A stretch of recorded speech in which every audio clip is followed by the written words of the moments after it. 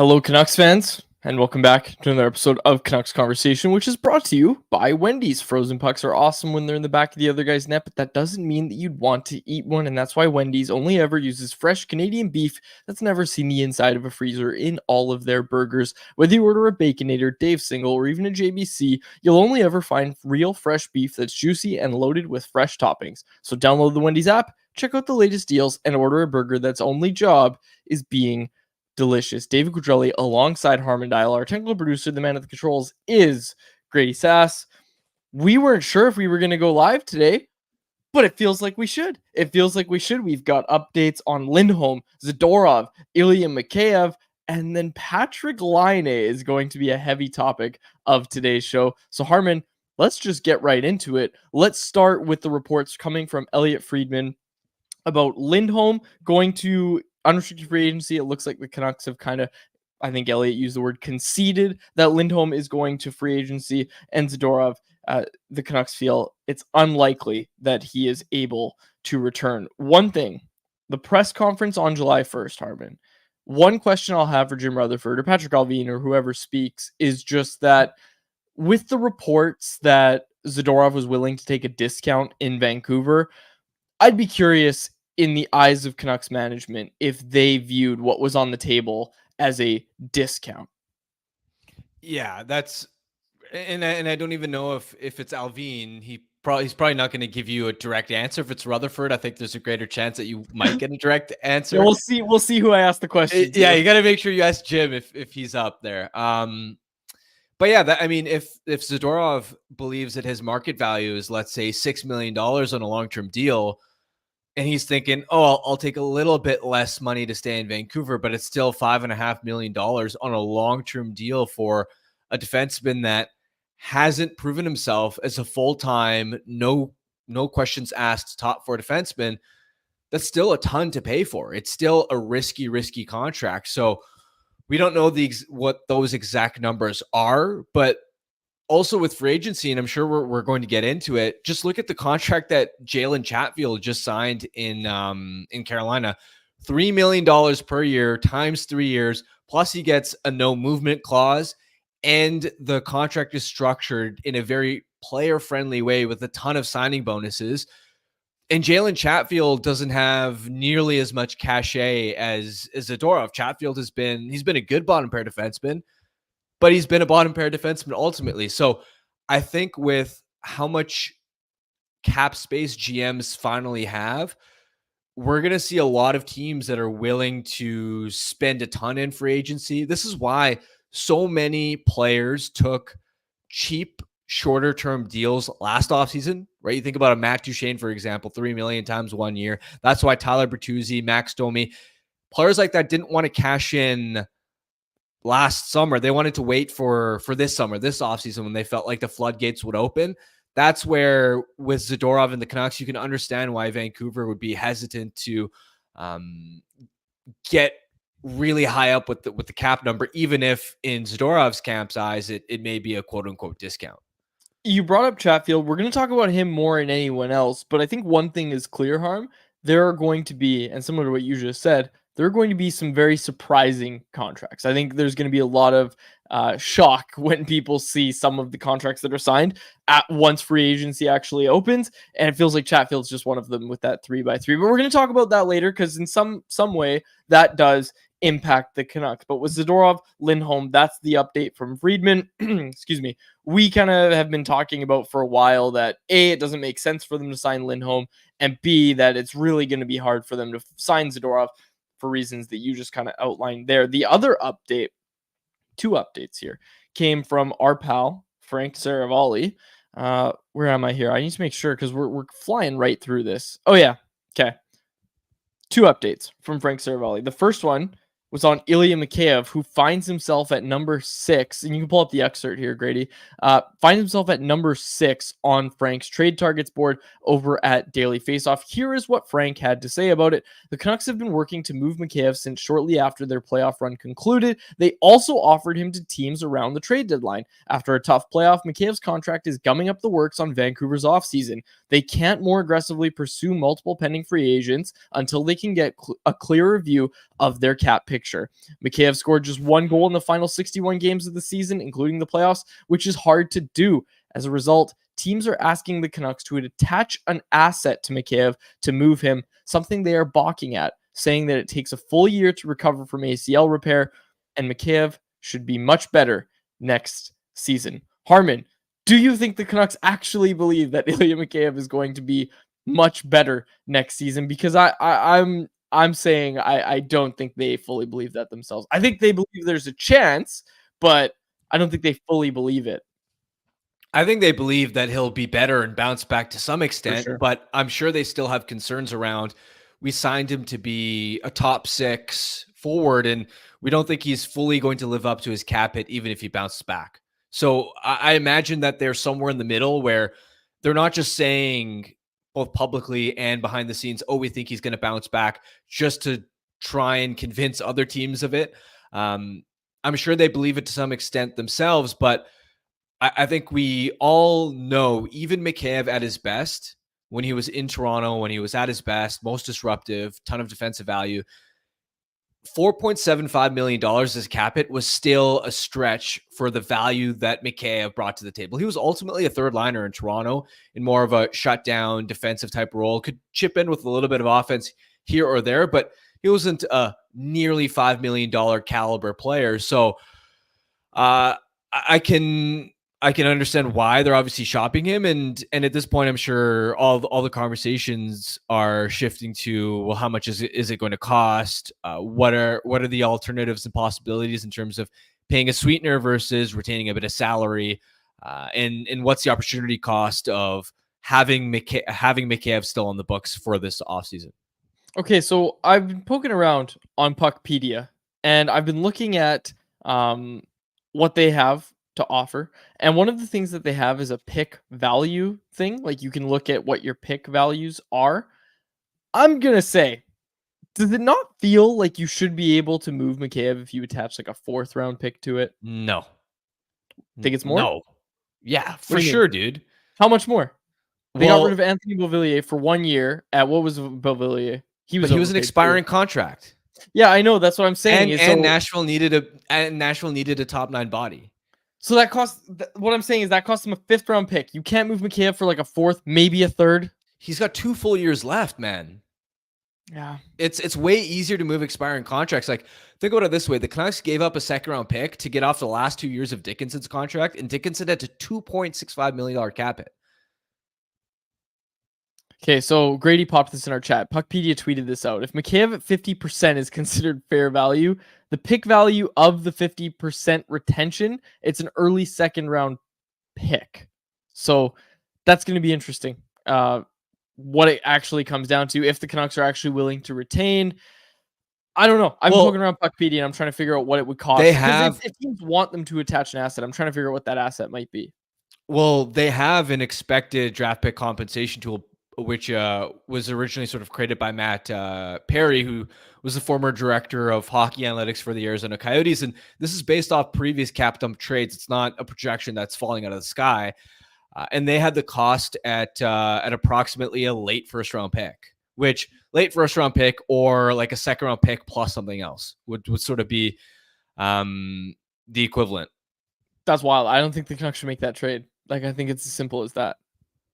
Yeah, and this is where, like, you ask yourself, is the difference of, does freeing up Mikheyev's near $5 million cap hit make the difference between being able to sign a Jake Gensel or not? Well, probably not, because the Canucks can already afford to go after Gensel as is. Now, if you go further down the roster needs and go, okay, after we check off a top 6 forward and perhaps spend a lot of cap dollars towards that, could Mikheyev be the difference between signing a top 4 defender at a reasonable price?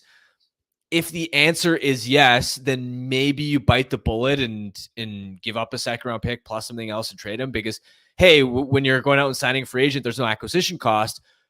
But for a reasonable price is the catch there, right? Because if there's a scenario where the free agent market is overpriced and you're instead doing most of your shopping on the trade market, where, okay, you're going to have to give up assets, but at least the players that you're bringing in, they make sense contract-wise. Well, then you have to account for the trade chips that you're going to have to potentially surrender to get a top 6 winger, to fill out the rest of your blue line, and then to also get rid of Mikheyev. You may not be able to then make deadline ads if the team's in a position to contend again next season. Now, one way the Canucks can approach this is with these inefficient contracts. The further down the road you get, i.e., the less time is left on the deal, the easier it is to move, right? Like, this is the most difficult it's probably going to get to move Mikheyev's contract, because put it this way, if you hang on to him, it only becomes easier because maybe he bounces back, right? And great, now you can either keep him, or maybe the price to get rid of him is super cheap, and now you've got that cap space to wheel and deal at the trade deadline. But even if he doesn't bounce back, the price to get rid of the deal isn't going to go up because there's less term on the contract, and you've paid most of his salary for 2024-25. At that point, for an acquiring team, it's like we're acquiring him for 1 and a bit seasons, like not even a full 1.5, which is a lot more palatable. So that's why if I was in the Canucks shoes, yeah, I'd be exploring avenues. But if the price ends up being prohibitive, then I wouldn't be opposed to just holding on to him, seeing if he can bounce back, knowing that regardless of whether he does or not, I can always look to shop him mid-season, and it's not like the prices are going up. Yeah, exactly. That's kind of where I'm going with this, thinking about this situation is just like, if you actually believe that there's a chance that he's a lot better than he was this past season, then certainly you keep him. But I think, like you and I both said it earlier, he's probably going to be better next season. Like, you can't get much worse than what he was down the final stretch of the season. So it's an interesting thing to follow. But yes, Ilya Mikheyev finds himself on Frank Seravalli's trade board. And sticking with that, let's talk about Patrik Laine. This segment is brought to you by our friends over at Four Winds Brewing, more specifically, Greg.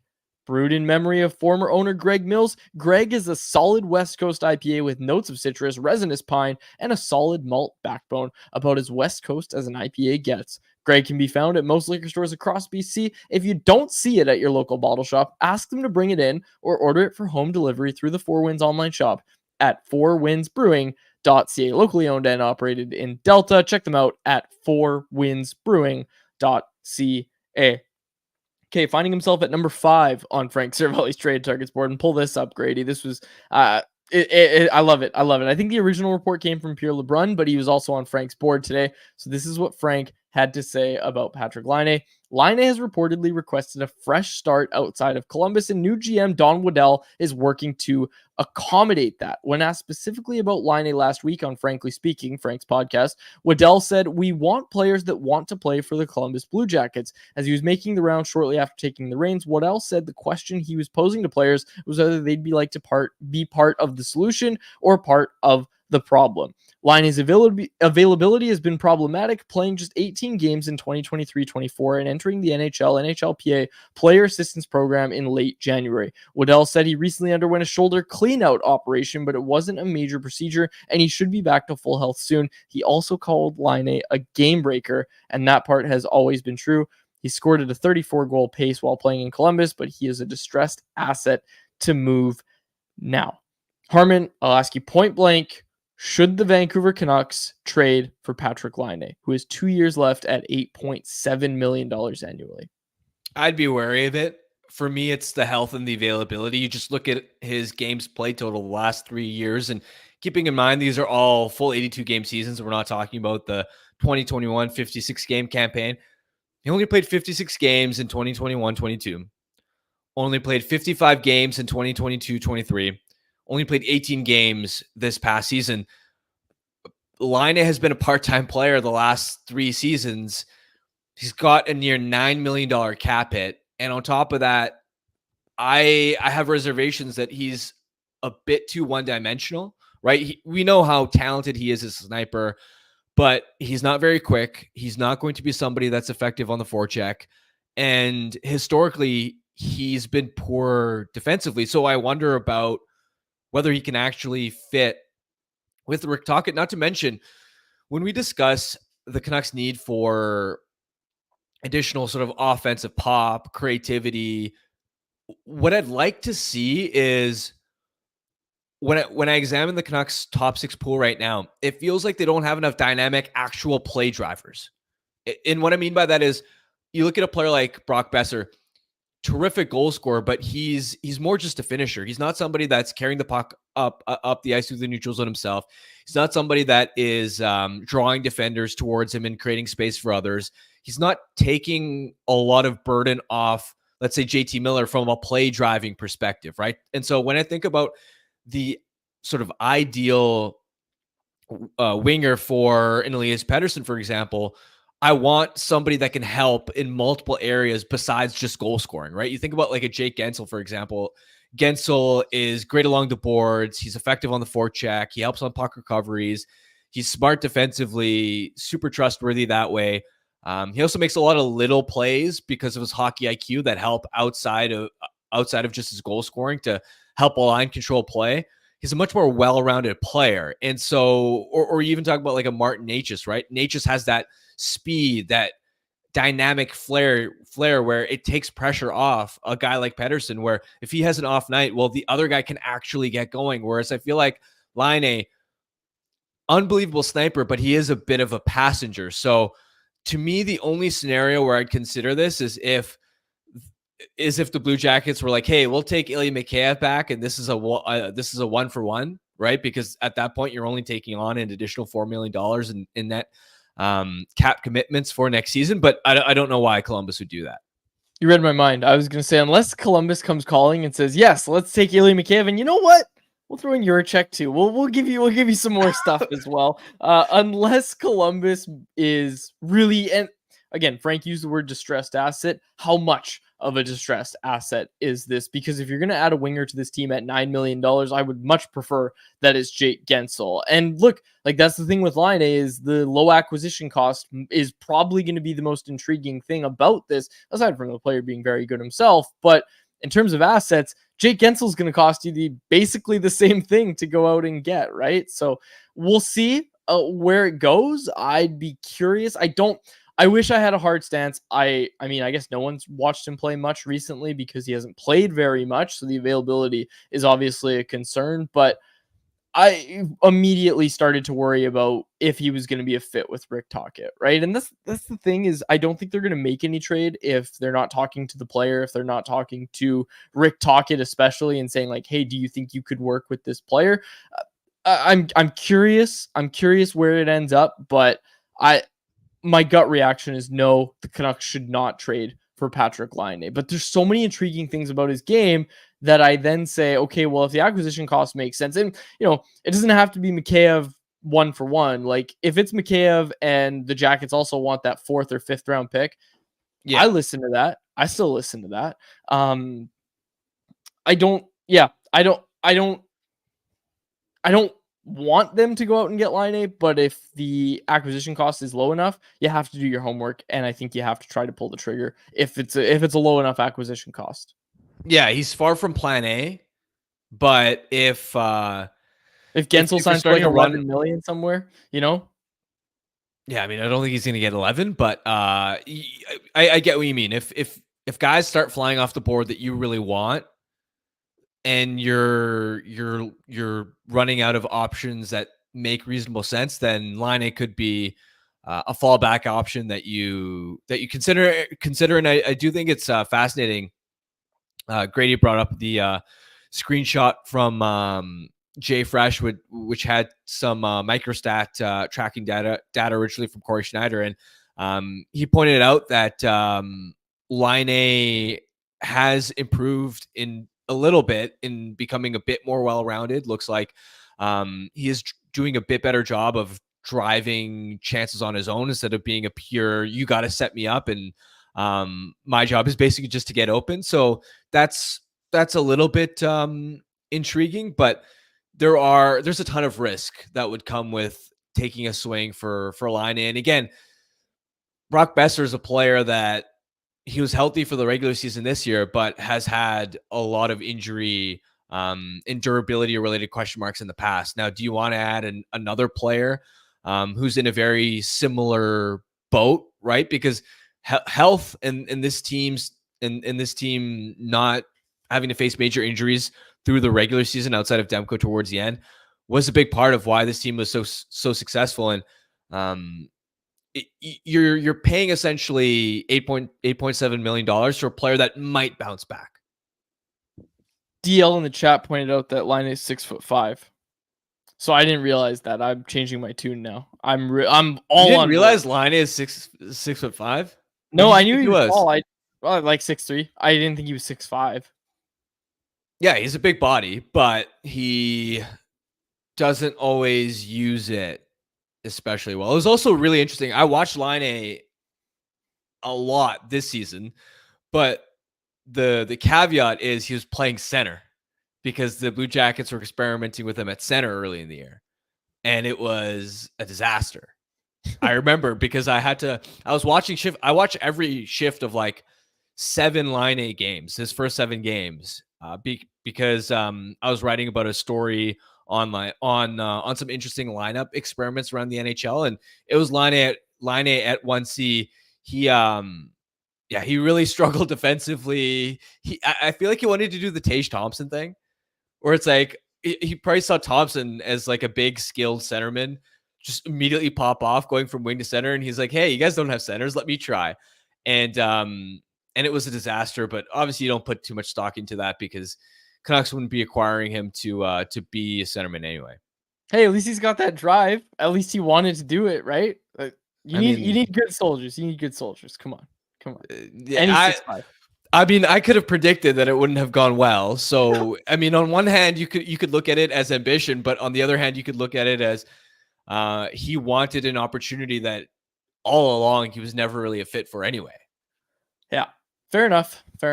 Okay, let's see what the people had to say. It is the topic of our poll question, which is brought to you by Bet365. Bet365 is the sponsor of our poll question. Pull it up, Grady. Let's see it. The poll question: should the Canucks trade for Patrik Laine? Harmon, 76.9% of people say no. 23.1% say yes. I'm on the no side.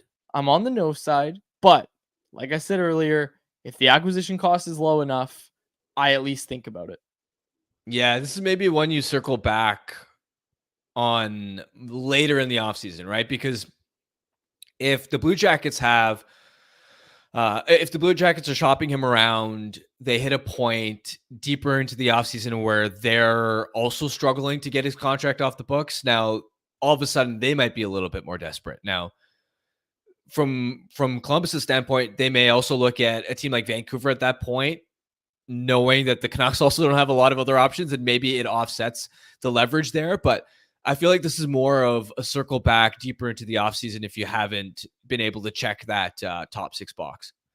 All right, that was our poll question brought to you by Bet365, a proud partner of Canucks Conversation. Open an account with Bet365 today and bet on a huge range of markets, whatever the sport, whatever the moment. It's never ordinary at Bet365. Be sure to use code VANBONUS when you sign up for an account. Okay, quickly, let's talk about the Daily Faceoff Playoff Parlay Challenge. Harmon, we locked in our picks yesterday, and folks, if you haven't yet, you still have time to do it when Game 3 goes tonight in Edmonton. Head on over to games.dailyfaceoff.com and play the game. It's fast, it's a ton of fun, and you have a chance to pocket gift cards, and weekly winners have a chance to pocket real cash. Play now at games.dailyfaceoff.com and prove your puck prowess. Okay, let's get to anyone else, which is brought to you by the Vancouver Canadians. The Seas are back at home this week. Don't miss the nooner at the Nat tomorrow, Friday the 14th, which includes a rain-out doubleheader against Spokane.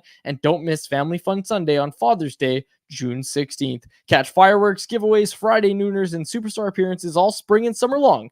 To get your tickets, call 604-872-5232 or go to CanadiansBaseball.com. Okay, Harm, I want to start anyone else with Jalen Chatfield. Jalen Chatfield in the news signs a 3x3 in Carolina. We already talked about how that's a bit of an overpay. We talked about how I think there's going to be a lot of sticker shock and a lot of people surprised at what people are signing for on July 1st. But the question I have for you, Harm, is Brett Pesce a Canuck after this? Pesce is probably hitting the open market. To me, that signals it, especially because now they already have significant cap dollars tied up to Burns and Chatfield now. So yeah, I expect him to hit the market. Whether he's actually going to be a Vancouver Canuck, who knows? I think the top priority should be to still, you've got to land your hopefully star forward, right? That has to get done first.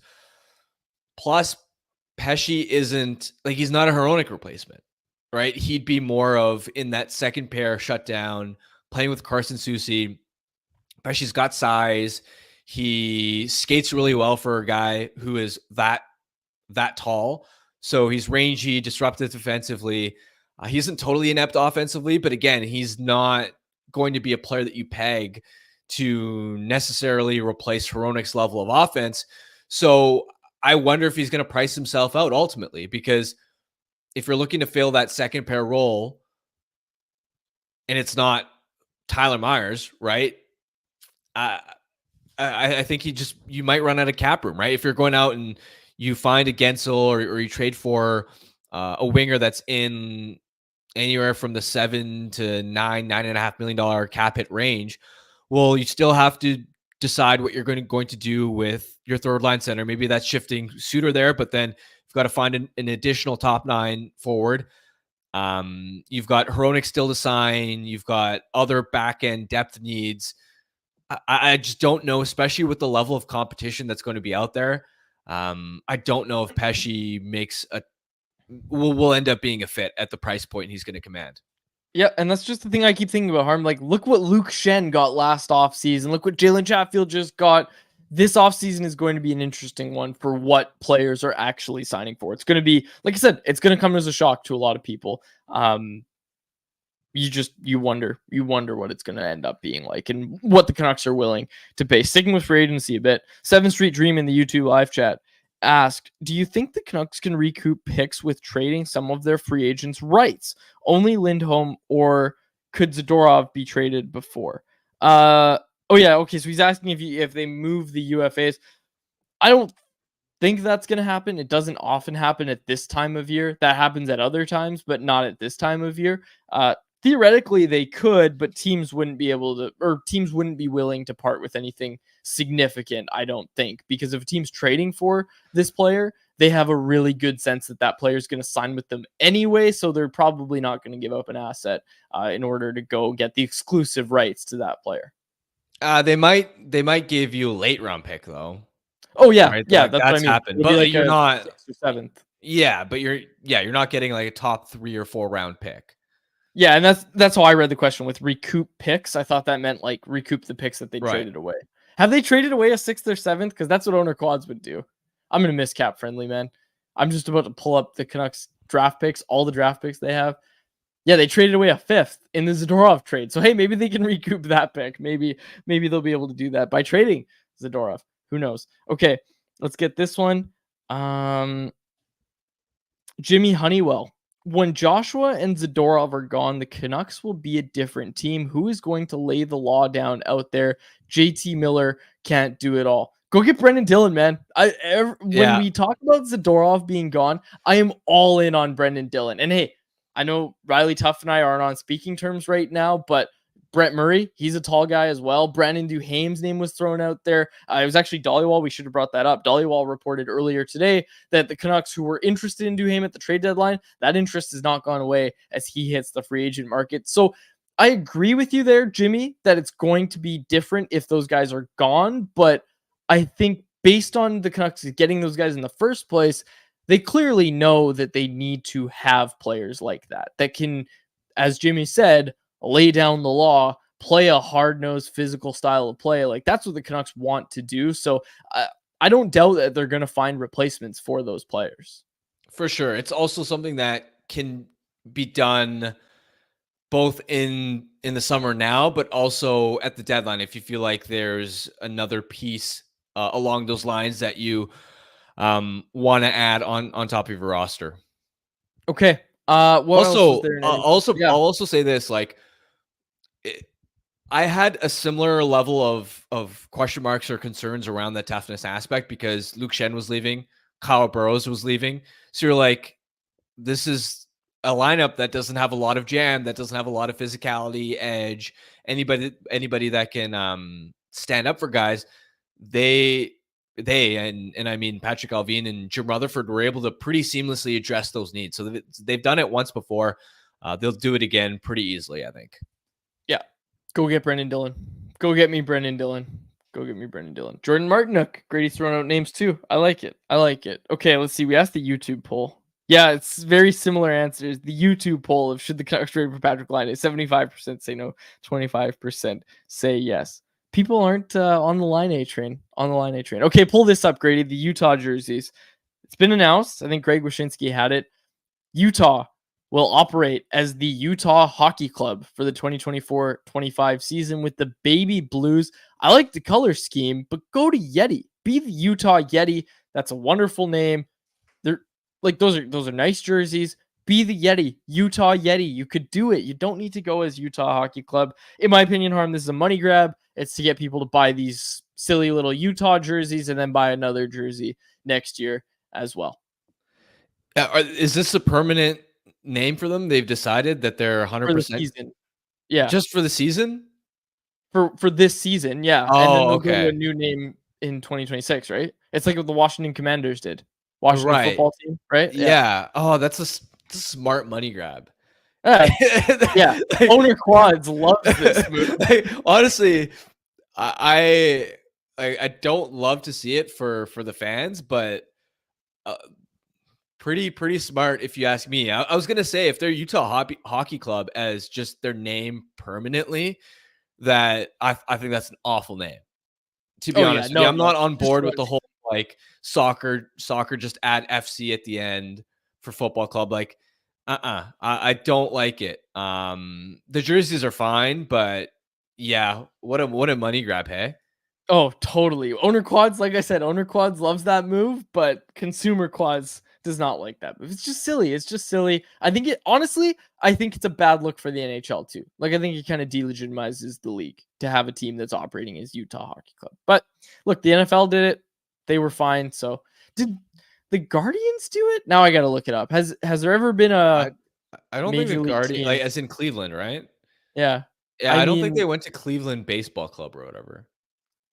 Did they go right from Indians to Guardians? I can't remember. So. I have to look it up. But I will say, because I was trying to think of if there was an MLB team that did something similar to this. The Athletics. Did you know this? When they move, because they're moving out of Oakland to Las Vegas, their stadium isn't yet built. They are moving to Sacramento to a AAA stadium to go play as the Athletics. They're not going to be the Sacramento Athletics. They're not going to have a city name.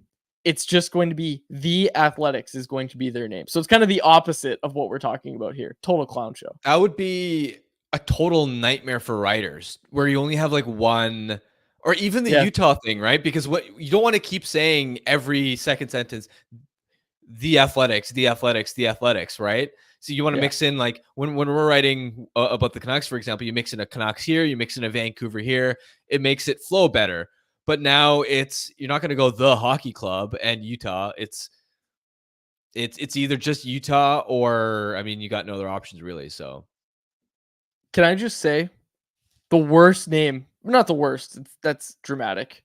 Cleveland Guardians, I don't like that name at all. I was a big fan of them changing it to the Cleveland Spiders. I don't know if you knew this. Cleveland Spiders used to be a baseball team. Cleveland Spiders was a front runner. Cleveland Spiders. I think Spiders is a really underrated name for a sports team. I don't know. I'm kind of mixed on that. Guardians? I don't like Guardians. I mean, I don't love Guardians either, but I mean, I am a fan of the team. Like, I do. I don't like Spiders though, just as like a. Really? I like Spiders. Wait, Spiders the animal or the name? Yeah. Oh like no, I hate animal. Spiders. Dude, that's what I'm saying. Like, I don't. So I feel like it's a bad association. Oh, come on. What are we talking about here? We're talking about sports teams here. Oh, I don't like Sharks, so I don't like the San Jose Well, I do like Sharks though. No, you don't. You don't. Okay, you're talking about like them from a distance. Yeah, exactly. You like Well, I don't like spiders from a distance either. Okay, that's fair. But come on now. Dude, like, what are we talking about? I hate when you're walking around Do you ever get this where sometimes you'll just be randomly walking and you don't see a spider web and you just and the web just Oh, kind of hits you in the face? you, you give it the old, it's the I worst. hate It's the that. worst feeling. And you're like pulling at your skin and you can't figure out where it is. Oh, Yeah, that is the that's what I'm worst. Yeah. saying. Sharks Yeah. don't do that to me. Yeah. That's Sharks would fair. never. Sharks don't spin webs. That's a really, really good argument, Harm. I really like that. That's good. Okay. This one, A1 is asking this. Does every single guy on the team have to be a Talkit player? I think Andrei Kuzmenko taught us yes, to some extent. You don't have to be Dakota Joshua. Not every player has to be Dakota Joshua or Phil Giuseppe, the ultimate Talkit players. But you have to be willing to do certain things. And Talkit's open about that. Like, you have to be willing to go into the corners. You have to be willing to play defensively. You have to be able to play defensively. There's just a certain standard that the Canucks have. And I think it's a good thing. Like I've said it before, I'll say it again. I think it's a good thing. Yeah, and there's a line there too, right? It's not always such a black and white scenario. Look at a player like Natchez, for example. He can be prone to occasional turnovers. He is somebody that creates a lot off the rush, which aren't necessarily perfect fits with the way that Tocchet wants to play, but he's a tall guy. He is still quick, and he's bulked up the last couple of seasons to the point where I go, stylistically, is it the perfect fit in terms of away from the puck, defensively, puck management? No, but he's so creative, so dynamic offensively. He plays with so much speed that I think he's worth targeting for the right price anyway. Yeah, I think that's fair. Anything else that you wanted to get to in this edition of Anyone Else? No. I'll just add just because we touched on him earlier, the projection from AFP Analytics for Brett Pesce's next deal is he's actually not going to get the 8th year, but the initial projection is $6.5 million times 8 years. Would you do 7x7 for Brett Pesce? No. Okay. That's what he's getting on the open market. Yeah. But, right? Like, I'll let that's someone what else he's getting. sign that. Yeah, absolutely. Okay. All right, let's get to our Bet365 bet of the day, brought to you by our friends over at Bet365.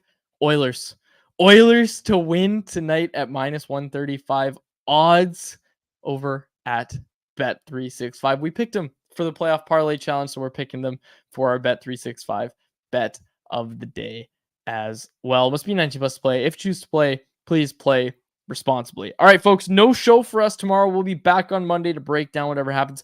Maybe an emergency episode tomorrow. We never know. You never know what can happen. Don't do that to me. Don't do that you to me. You never know what can happen on a Friday afternoon, Harm. But for now, signing off. My name is Dave Quadrelli. That is Harmon Dial, our technical producer, Grady Sass. Thanks so much for listening to another episode of the Canucks Conversation.